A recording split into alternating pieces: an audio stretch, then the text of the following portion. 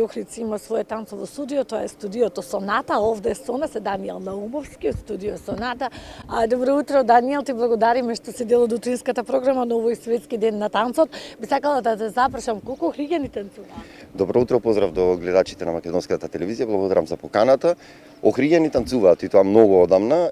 Има еден интересен историски факт поврзан со Охрид. Охрид има првата танцова школа во Македонија со сопствен печат.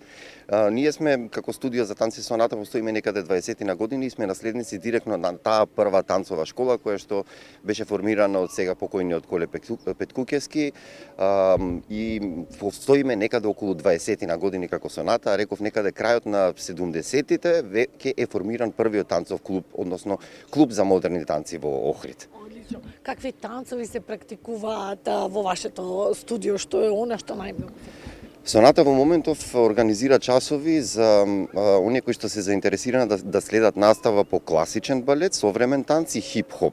За жал, латиноамериканските танци некако во последно време се помалку популарни помеѓу охриѓани, но можеме да се пофалиме со многу квалитетни танчери кои што се покажале на високи, односно освоиле високи позиции на многу познати надпревари ширум светот во класичниот балет, хип-хопот и современиот танц, како што кажав. Браво. Колку членови броите во момент? Во моментот сме некаде околу 80 членови, тоа се деца на возраст некаде од 5 годишна возраст па се до кај 18. И не смеам да заборавам една група на прекрасни млади жени во својата најубава возраст околу 50 години. Одлично. Ајде, Даниел, да споменеме како танцот влијае на менталното, а и на физичкото здравје. Танцот се чини дека еден од најубавите, се сакате да го сватите како спорт, некој вела дека е спорт, некој не. Овој светски ден на танцот се прославува во правец на популаризирање на танцот како дисциплина која што всушност го прославува начинот на живот, но и представува еден своевиден уметнички феномен. Представувам движење на телото кое што во секоја смисла на зборот прави само добро за телото. Влијае позитивно за коските, за мускулите, она што секојдневно го имаме како проблем децата со телефоните, искривувањата, сите тие работи. Ако има соодветен ментор кој што многу добро ги познава работите, тогаш сето тоа може да стане минато. Освен тоа што влијае на физичкото здравје, влијае и на психичкото здравје, особено помеѓу младите, затоа што е одличен начин за комуникација помеѓу младите, се создава една емпатија преку танцот и најдобро кажано е одличен начин за дружење помеѓу било кој.